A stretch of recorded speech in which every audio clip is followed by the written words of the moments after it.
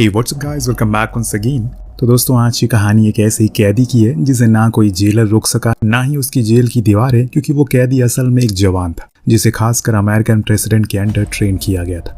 Vietnam war के दौरान America ने ग्रीन बटालियन नाम की एक यूनिट बनाई जिसमें कुछ ऐसे जाबाज सैनिक थे जिन्हें आप गंदी से गंदी जगह पर डालेंगे तो वो उसमें भी अपना घर बसा लेंगे, चाहे लकड़ी का सरिया ही उन्हें क्यों ना दे दे। वो उसी से अपनी पूरी जंग को लड़ सकते हैं। पर एक दौर आया जब सभी को पकड़ लिया गया और फिर उनके साथ किसी जानवरों जैसा सुलूक होने लगा। इस टॉर्चर से कुछ ऐसे भी थे जो हद से ज़्यादा बढ़ जाने पर सहन नहीं कर पाए, लेकिन उनमें से एक ऐसा सोल्जर भी था जिसका खून तो बेशुमार बहा, लेकिन वो फिर भी अपने वसूलों पर डटा रहा और उसका नाम है रैम्बो। अब सब कुछ ठीक हो जाने के बाद 8 सालों के बाद वो अपने बचे हुए दोस्तों के घर जा रहा है उसे मिलने के लिए। वहां जाकर उसे पता लगा कि सालों पहले उसकी कैंसर की वजह से मौत हो गई, पर उसे ये सुन ज्यादा बुरा लगा कि उसकी मदद के लिए कोई आगे नहीं आए, यहाँ तक कि उनकी सरकार भी नहीं। रैम्बो के मन में एक ही सवाल आया कि उन्होंने अपने देश के लिए इतना सब कुछ किया, लेकिन आज उन्हें कोई याद तक नहीं करता। खैर, भारी मन के साथ वो लौट गया और किसी बसेरे की तलाश में लग गया। इस बीच कैरी नाम के पुलिस वाले की नज़र उस पर जाती है जो उसे देख रुक गया। वो यहाँ का तो बिल्कुल भी नहीं लग रहा है। उसके बड़े बड़े बाल, बदन पर अमेरिकन आर्मी की जैकेट। उसने उसे 2 सवाल किए जिसका जवाब रैम्बो ने बड़ी ही बेकार लहजे में दिया। जो चीज़ उस ऑफिसर को ठीक नहीं लगी। उसे शक था कि कहीं ये कोई घुसपैठिया तो नहीं है, इसीलिए उसने पूछा कि क्या करने आए हो यहाँ पर। तो रैम्बो ने कहा कि मैं कोई होटल ढूंढ रहा हूँ। तब कैरी ने उसे लिफ्ट देने का सोचा और कहा कि शहर के बाहर ही कोई होटल मिलेगा, चलो मैं तुम्हें छोड़ देता हूँ। अब उसकी बात को वो टाल नहीं सका और फिर कैरी ने उसे बाहर ले जाकर छोड़ दिया। फिर भी रैम्बो वापस मुड़कर उसी टाउन में जाने लगा। जो बात कैरी को ठीक नहीं लगी और उसे इस बारी गुस्सा आ गया, इसीलिए उसने रोका नहीं और उसकी तलाशी लेने लगा। अब तो उसे पूरा यकीन हो गया है कि ये कुछ करने आया था। यहाँ पर जब उसके पास एक धारदार चाकू मिलता है तो वो उसे लेकर फौरन पुलिस स्टेशन गया और अपने साथियों को बताया कि इस टाउन में ये धारदार चाकू लेकर घूम रहा है, मुझे इस पर शक है, इसीलिए इससे कुछ पूछताछ करो। लेकिन हर सवाल का रैम्बो गलत जवाब देता। ऊपर से वो अपना नाम तक बता नहीं रहा था, जिससे कि पुलिस वालों का ईगो हर्ट हो गया। आखिर ये हमसे डर क्यों नहीं रहा है, इसीलिए उन्होंने उसके साथ बदसलूकी करना शुरू कर दिया। इस दौरान रैम्बो अतीत के कुछ भयानक पलों में चला जाता है जब उसे वियतनाम में टॉर्चर किया जा रहा था। वो यादें आज भी उसके मन में और हर दिन उसे डराती हैं। इस बीच उन पुलिस वालों को उसके पास उस लॉकेट मिला जिसमें उसका नाम लिखा और ये भी है कि वो वियतनाम वॉर में लड़ चुका है। ये जानने के बावजूद भी वो उसे नहीं छोड़ते। तब कैरी आकर उससे कहता है कि अब तुम जितना भी कर लो, हम तुम्हें कल कोर्ट में पेश करेंगे और तुम्हारे ऊपर दर्जनों केस लगाएंगे ताकि तुम्हारी ये अकड़ निकल जाए। सभी ने उसके कपड़े उतरवाए और जब उसके शरीर पर टॉर्चर के मार्क्स देखे तो उन्हें लगा कि ये कोई आतंकवादी है। उन पुलिस वालों को यकीन ही नहीं हो रहा है कि ये कोई जवान है। अब तेज पानी के साथ उसे नहलाया गया, फिर जबरदस्ती उसके बाल काटने लगे। लेकिन अब रैम्बो गुस्से में आ चुका है। उसने सभी को धक्का दिया, फिर एक एक करके खूब मारा, देन अपना चाकू लिया और पुलिस स्टेशन से फरार हो गया। पर कैरी उसका पीछा इतनी आसानी से नहीं छोड़ने वाला। अब कार से वो जंगल तक गया उसके पीछे, लेकिन अंत में रैम्बो ने अपनी बाइक छोड़ दी और उन घने जंगलों में कहीं गुमसा हो गया। उसके लिए तो या फिर किसी ग्रीन बटालियन के सोल्जर के ये जंगल सबसे सुरक्षित जगह है। यहाँ पर अगर वो आएगा तो किसी से भी लड़ सकते हैं। दूर तक पैदल चलते चलते वो जंगल के एकदम अंदर आ गया। कैरी ने उसे जाते हुए देख लिया। वो उसका पीछा नहीं करता बल्कि ये कहता है कि जहां तक तुम भाग सकते हो भाग लो, अब तुम्हारी मौत मेरे ही हाथों लिखी है। इतना कहने के बाद वो अपने हेडक्वार्टर कॉल लगाता और फिर एक एक करके पूरी फोर्स को यहाँ बुला लेता है। इनके पास पुलिस डॉग, एक हेलीकॉप्टर, ढेर सारी बंदूकें थी। तो वही रैम्बो निहत्था भटक रहा है और उसके लिए यही तो असली सर्वाइवल है, यही तो उसे सिखाया गया। सबसे पहले तो वो अपने लिए एक गर्म कपड़ा बनाता है क्योंकि यहाँ पर ठंड बहुत ज्यादा है। एक पहाड़ के सहारे वो ऊपर जाने लगता है, लेकिन अफसोस कि हेलीकॉप्टर में बैठा ऑफिसर ने उसे देख लिया। वो अब उस पर अंधाधुंध गोलियां बरसाने लगता है, जिससे कि रैम्बो सीधे आकर नीचे गिरता है, जिससे उसका दाएं हाथ में गहरी चोट लगती है। पर अभी उसे लगातार फायरिंग हो रही है। उसने बचने के लिए उस पर एक पत्थर उठाया और हेलीकॉप्टर पर खींच कर मारा, जिससे वो ऑफिसर उस पर शूट कर रहा था वो सीधे आकर नीचे गिरता और बहुत ही बुरी तरह से मारा जाता।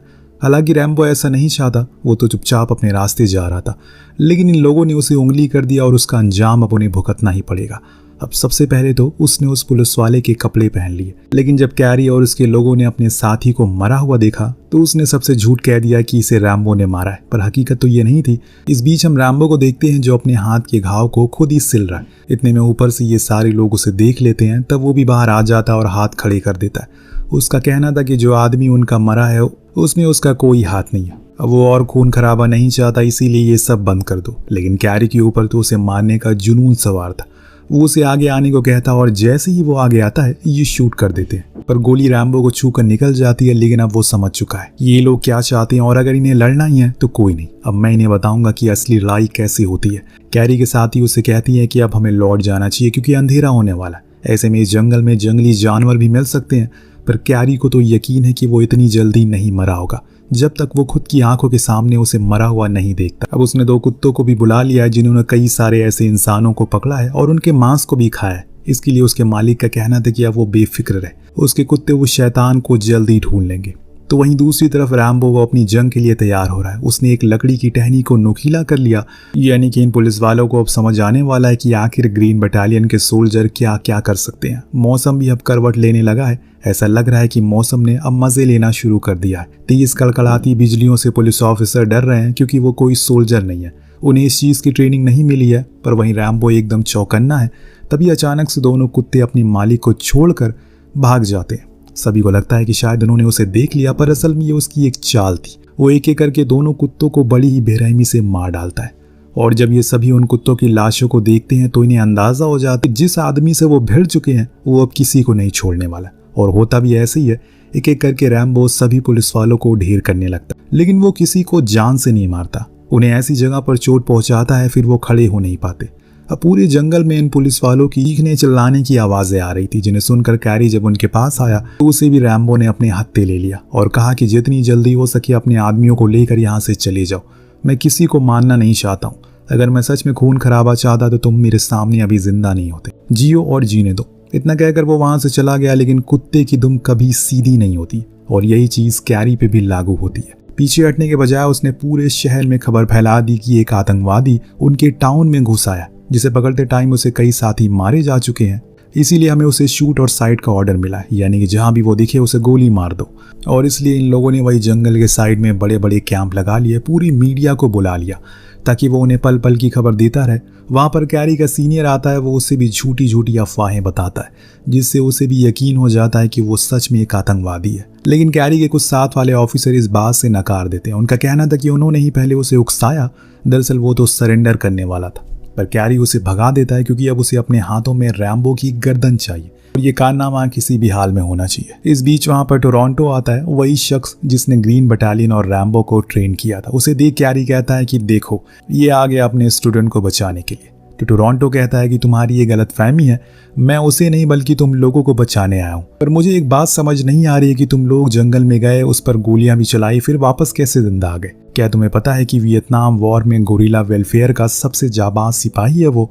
जितनी भी ताकत लगाओ, अगर वो जंगल के अंदर है तो उसे कोई हरा नहीं सकता। इसीलिए मेरी बात मानो, मैं उसे सरेंडर करने को कहता हूँ, फिर उसके कुछ दिन बाद तुम लोग उसे गिरफ्तार कर लेना। लेकिन कैरी कहाँ मानने वाला था, उसे तो अब जंग चाहिए थी। जो सुन टोरंटो भी मुस्कुरा कर वहां से चला गया। सीन शिफ्ट होता है रैम्बो पर, जिसने जंगल के बीच अपने बसेरा बना लिया है। तलाश है तो शिकार की, जो जल्दी ही वो कर लेता है, फिर आग जलाकर आराम से उसे पकाता है और खाता भी है। लेकिन यहाँ पर इन लोगों की हालत टाइट है।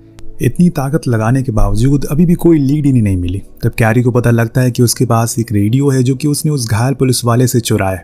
वो उसे उसके जरिए बात करने लगता है, लेकिन रैम्बो उसका कोई जवाब नहीं देता। तो वहां टोरंटो आता है और कैरी से बात करने की कोशिश करता है, जिसकी आवाज सुनते ही रैम्बो जवाब देता है, सर आप यहाँ पर क्या कर रहे हैं। तो वो जवाब में कहता है कि मैं तुम्हें फ्री करने के लिए आया हूँ, मुझे अपनी लोकेशन बता दो ताकि मैं तुमसे बात कर सकूँ, फिर हम दोनों यहाँ से दूर चले जाएंगे। तो रैम्बो उसकी बात पर यकीन करके लोकेशन बता देता है, लेकिन कैरी उसे फ्री नहीं होने देना चाहता, बल्कि उसे जान से मारना चाहता है, जैसे कि हम जानते हैं। वो अपनी टुकड़ी को उसके पास भेजता है और कहता है कि उसे मार दो। अब 7 पुलिस वाले जंगल के उस एरिया के चप्पे चप्पे को ढूंढना शुरू करते हैं। वो रैम्बो को देखते उससे पहले वो उन्हें देख लेता है और वहां से भागना शुरू करता है और जाकर एक घर में छुप जाता है। लेकिन अब इधर से अंधाधुंध गोलियां चलने लगी थी, तो वहीं रैम्बो भी कहाँ कम था। वो भी ईंट का जवाब पत्थर से देता है। दोनों ओर से गोलियां बारी हो रही है, दोनों ओर से गोलीबारी हो रही है, जिसे तंग आकर एक ने रॉकेट लॉन्चर छोड़ दिया, जिसमें वो पूरा घर तबाह हो जाता है। साथ में रैम्बो भी शायद मारा गया। लेकिन जब इस बारे में कैरी को पता लगा तो वो अपने लोगों पर खूब भड़का, क्योंकि वो अपने हाथों से उसे मारना चाहता था। तभी टोरंटो वहां आ गया, जिसके मुंह पर कैरी ने कहा कि देखो हमने तुम्हारे सबसे काबिल सोल्जर को मार दिया। तुम तो कह रहे थे ये जंगल उसका घर है, अब क्या तुम्हारे सोल्जर खत्म हो गया। टोरंटो कोई जवाब नहीं देता, क्योंकि उसकी नज़र उस टूटी हुई झोपड़ी पर थी, जो इस बात का सबूत दे रही थी कि वो अभी भी जिंदा है। जो कि सच भी होता है दोस्तों, क्योंकि एक गुरु से ज्यादा उसके शिष्य को कोई नहीं जानता। ये सच था कि रैम्बो अभी जिंदा है, लेकिन अब तो घायल हो चुका है। दरअसल वो उसी घर के तहखाने में छुप गया जिसके अंदर से एक सुरंग जाती है जो काफी लंबी है। रैम्बो उसी में से बाहर निकलने का रास्ते को तलाशते हुए आगे बढ़ रहा है, पर यह सुरंग बेहद ही खतरनाक है। वहां पर कई तरह के सांप है, कीड़े हैं जो उसे काटते भी हैं, लेकिन वो उसे लड़कर आगे बढ़ता है और फिर उस सुरंग से बाहर आ गया। तब उसकी नजर पड़ी कुछ आर्मी ट्रक पर, जिनमें से एक को वो अपने कब्जे में ले लेता है। फिर उस ट्रक ड्राइवर को फेंक कर वहां से भाग गया। दरअसल उस ट्रक में असला बारूद होता है, जिसकी जरूरत अब उसे सबसे ज्यादा था, क्योंकि अब वो आतंक मचाने वाला है। उधर कैफे में बैठे टोरंटो के पास कैरी आया और पूछा कि तुम शहर से बाहर क्यों नहीं जा रहे हो, क्या तुम्हें अभी भी लग रहा है कि वो जिंदा है? तो वो कहता है कि तुम्हें क्या लगता है, क्या वो इन छोटी मोटी चीजों से डर जाएगा? मैंने उसके साथ कई जंगें लड़ी हैं, मुझे अच्छे से पता है कि वो किस मिट्टी का बना है। इतने में कैरी के पास उसके जूनियर का संदेश आया। वो आर्मी ट्रक को लेकर फरार हो गया। ये खबर सुन कैरी का तो खून खौल गया। उसने पूरी शहर की फोर्स उसके पीछे लगा दी, लेकिन अब रैम्बो किसी को छोड़ने वाला नहीं है। उसने सभी पुलिस की गाड़ियों को उड़ा दिया, सीधा आ गया टाउन के अंदर, जहां पर पेट्रोल पंप पर वो ट्रक खड़ा करके उसमें आग लगा देता और वहां पर एक जोरदार धमाका होता है, जो इस बात का संदेश था कि अब यहाँ पर वो आ चुका है। और इस चीज को कैरी भी जान जाता और इसीलिए उसने सभी दुकानदार और लोगों से अपील की कि वो अपने अपने घर में रहें। जो सुन सभी अपने घरों में चले जाते हैं तो कैरी के पास टोरंटो आया और कहा कि तुम मत जाओ, बाहर तुम्हारी जान खतरे में है। लेकिन कैरी तो अब उसे मार कर दम लेगा। इधर रैम्बो धीरे धीरे टाउन के सभी ट्रांसफार्मर को उड़ा देता है ताकि टाउन में एकदम अंधेरा हो जाए, और इस चीज को कैरी देख लेता है तो वो पुलिस स्टेशन की छत पर चढ़ जाता है ताकि उस पर पीछे से हमला कर सके। उधर रैम्बो को असला बारूद की दुकान मिल जाती है, जिससे वो पूरी तरह से उसे उड़ा देता है और घंटे तक उसमें धमाके होते रहते हैं। इसी का फायदा उठाकर वो पुलिस स्टेशन में भी घुस जाता है और पूरे स्टेशन को वो तबाह कर देता है। तब उसे कैरी भी दिखता है, जिसको उसने बुरी तरह से घायल कर दिया। जब वो उसे पूरी तरह से खत्म करने ही वाला होता है कि तभी वहां पर उसके गुरु टोरंटो आते हैं, जो उसे ऐसा करने से मना करते हैं क्योंकि उसकी पूरी जिंदगी इससे खराब हो जाएगी। रैम्बो ने कहा कि अभी कौन सी हमारी जिंदगी बहुत अच्छी है, ये लड़ाई इन लोगों ने शुरू की लेकिन खत्म मैं करूंगा। हम सोल्जर ने अपना सब कुछ इस देश के लिए कुर्बान कर दिया, लेकिन हर कोई हमें गिरी हुई नजर से देखता है, जैसे हमने खुद के ऑर्डर पर दूसरों को मारा हो। कोई सोल्जर नहीं चाहता कि जंग हो, क्योंकि इसमें दोनों देशों के लोग मारे जाते हैं, पर ऊपर बैठे हुए लीडर हमेशा चाहते हैं कि लड़ाई हो। मेरे सभी साथी मारे गए, लेकिन किसी की मदद गवर्नमेंट ने नहीं की। आज भी उन भयानक दिनों की यादें मुझे हर रोज डराती है।